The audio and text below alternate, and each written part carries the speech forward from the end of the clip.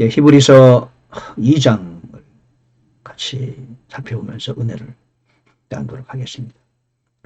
히브리서 말씀드렸었는데, 1차적으로 히브리 유대인들을 향한 서식입니다. 그러므로 구약의 이야기가 많이 나오죠. 구약을 잘 모르면은 히브리서 읽기가 좀 벅차죠. 구약을 잘 아는 저와 여러분들은 그 은혜가 되리라고 믿습니다. 그래서 히브리서는 구약의 유대인들이 이미 행위 율법에 익숙해 있는 그들이므로 또 구약의 그 백성들이 사실은 그 믿음대로 행하지 못함으로써 오늘날 우리에게 많은 반면 교사의 역할을 했잖아요. 그런 측면에서 히브리서도 약간 행위를 많이 강조하고 있어요. 그걸 염두에 두시면서 우리도 마찬가지죠. 바울서신은 행위를 그다지 강조하지 않지만 히브리서부터는 히브리어 야고보서 배전 배도 요 1, 2, 3, 요 5가지는 우리에게 이제 그 행위를 좀 무게를 두고 있습니다. 역시 그리스도인도 믿음이 전부가 아니죠. 믿음은 다 끝난다. 그렇지 않습니다. 믿음으로 구원받았다. 그렇다면 그때부터 시작인 거죠. 첫걸음을 내딛는 거죠. 신앙생활에. 그것이 성경이 우리에게 요청하는 바입니다. 성경 전체 맥락적 측면에서 믿음은 끝난다는 그런 교훈은 없습니다. 그래서 우리는 히브리서를 좀 가까이 할 필요가 있다고 저는 봅니다. 2장에 보면은 제가 히브리서 2장 장 주제로 우린 예수님의 형제다. 성경에 이렇게 나와요. 첫째, 소홀히 여기지 말라. 우리가 받은 구원을 결코 소홀히 여기면 안 된다. 두 번째, 천사보다 좀 낮게 지어졌다. 사람은 천사보다 좀 낮게 지어졌다. 예수님도 마찬가지죠. 이 땅에 오실 때 천사보다 낮게 오셨죠. 태어나실 때. 세 번째, 우리는 주님의 형제로 되게 했다. 예수 그리스도께서는 사람의 씨를 취하셨다. 하나님이심에도 불구하고 사람의 씨를 취했다는 사실 우리는 명심해야 되겠죠. 자, 소홀히 여기지 말라. 자, 1절을 보니까 그러므로 우리는 마땅히 우리가 지금까지 들은 것들에 더 열심히 주의를 기울이라 하리니 이것은 언제라도 그것들이 우리에게서 빠져나가지 못하게 하려 함이라 그랬습니다. 자, 그래서 저는 장 주제를 소홀히 여기지 말라 그랬어요. 소제목을 소홀히 여기지 말라. 예, 우리가 칼빈주의 오대교를 말하지 않을 수 없는데 한 번 구원은 영원 구원이다. 가만히 있어도 그분이 성도의 견인 끝까지 책임지신다. 그러면 이제 그런 교리를 튜립해가지고 5가지 글이 있잖아요. 전적 타락, 무조건적인 선택, 불가항력적인 은혜, 제한적 속지, 성도의 견인. 근데 그 교리를 하나씩 성경적 측면에서 이렇게 고려해 보면은 일부 맞는 것도 있지만 성경 전체 맥락적 측면에서 볼 때 너무나 무리가 많아요. 너무나 그리스도인을 게으르게 만드는 경향이 있단 말이죠. 무조건적인 선택. 그래서 우리가 특별히 노력하지 않아도 그분이 우리를 선택했다. 불가항력적인 은혜. 내가 은혜 받으려고 하나도 내가 거부해도 불가항력적으로 은혜를 받게 된다. 좀 너무 심하죠. 갈비는 5대 교리야 뭐 지금으로부터 약 거의 500년 전에 450년, 460년 경에 이제 그걸 만들어졌죠. 600년쯤 되니까 400몇 년을 했는데 그때와 지금은 다르잖아요. 그때는 성경이 열리기 전입니다. 성경 연구를 칼빈이 열심히 했다 하더라도 지금 칼빈 주석 보면은 아주 뭐 좀 더 이상 볼만한 게 별로 없어요.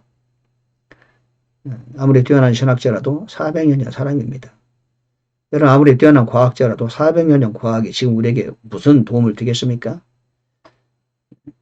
그런 것처럼 갈수록 성경이 열리고 있는데 400년 전에 형성된 교리에 매여 있는 것은 그 좋은 지혜로운 태도가 아니지 않습니까? 그 뭐 염두에 두고 도움이 되는 건 좋지만 그 교리를 아직도 붙잡고 있는 분들이 얼마나 많습니까? 우리는 앞으로 나아가야 되는 것이지 교회에 머물러 있는 건 옳은 게 아니죠. 칼빈의 오대교리는 지금 여러분 그거 매달리면 안 됩니다. 그럼 저는 그 교리를 아주 참 심하게 말은 못하겠지만 어떤 사람은 성경 연구가들 세계에서 그건 이단교리다 그렇게까지 말해요. 칼빈의 오대교리는 이단교리다. 성도들을 오히려 넘어지게 하고 게으르게 만들고 교회에 부정적 영향을 너무 많이 줬다. 그렇게 말하고 있습니다. 예. 저는 다른 분의 의견을 제가 제시한 것 뿐입니다. 예. 여기 보니까 너희가 지금까지 들은 것들에 더 열심히 주의를 기울여야 하리니 빠져나가지 못하게 하려니라. 그러니까 웨슬레가 전국을 다니면서 이렇게 사람을 만나고 복음을 전하면서 보니까 옛날에 그토록 큰 은혜를 받던 사람이 다 타락해가지고요. 그냥 세상에 완전히 물들어 있는 것을 너무나 많이 봤어요. 왜? 그들은 그 웨슬레는 현장에 가서 사람을 직접 만나면서 복음을 전하는 사람이기 때문에 그러면서 거기서 이 당시 이제 그 칼빈주의의 효율을 느끼게 됐죠. 그래서 웨슬레안이라는 것을 만들게 된 겁니다. 실제 현장에서부터 시작된 거죠. 웨슬레의 그 교리가 그래도 많은 우리에게 감동을 주죠. 빠져나갈 수가 있다는 거죠. 예. 천사를 통해 하신 말씀이 확고하고 모든 범법과 불순종이 정당한 보응의 대가를 받았거든. 우리가 이렇게 큰 구원을 소홀히 여기면 어찌 피할 수 있으리요. 오늘날에도 이 큰 구원을 소홀히 여기는 사람이 있다는 겁니다. 여러분 주변을 살펴보세요. 처음에 잘 믿다가 세상으로 빠지는 사람이 한두 사람입니까? 왜 그럴까요? 이 큰 구원을, 이 복음의 엄청난 하늘의 복을, 십자가의 대속의 엄청난 그 기적과 역사를 나에게 줬는데 이걸 소홀히 여긴단 말이에요. 왜 소홀히 여겼을까요? 세상의 재물이, 세상의 명예가, 세상의 안일함과 편안함이 더 좋다는 거예요. 예수 그리스도의 그 십자가의 대속, 죽으시고 피 흘리시고 못 박히시고 장사 드시고 부활하신 그 엄청난 놀라운 나를 위한 그 역사를 너무 가볍게 여겼다는 거예요. 세상보다 더 중하게 여기지 않았다는 거죠. 그럼 어떻게 됩니까? 그에 대한 대가를 받는 게 당연한 겁니다. 저절로 되는 것은 없다는 거죠.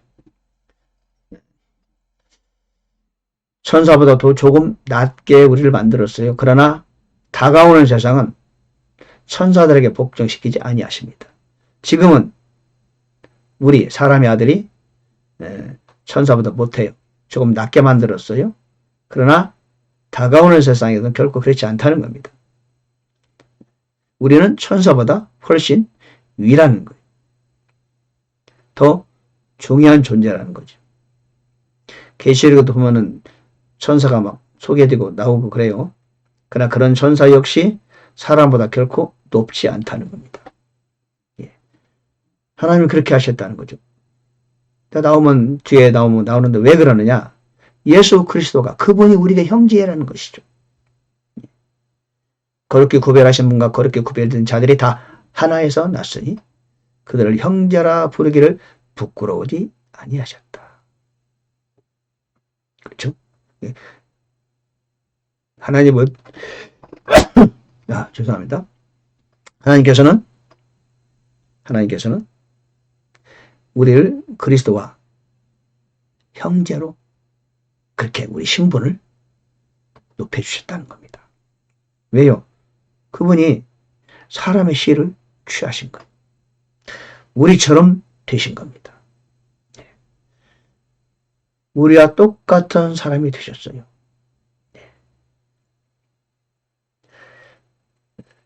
우리의 살과 피에 참여한 자시고 우리 역시 그리스도에 함께 참여한 자다. 그러므로 우리는 주님의 형제가 되는 겁니다.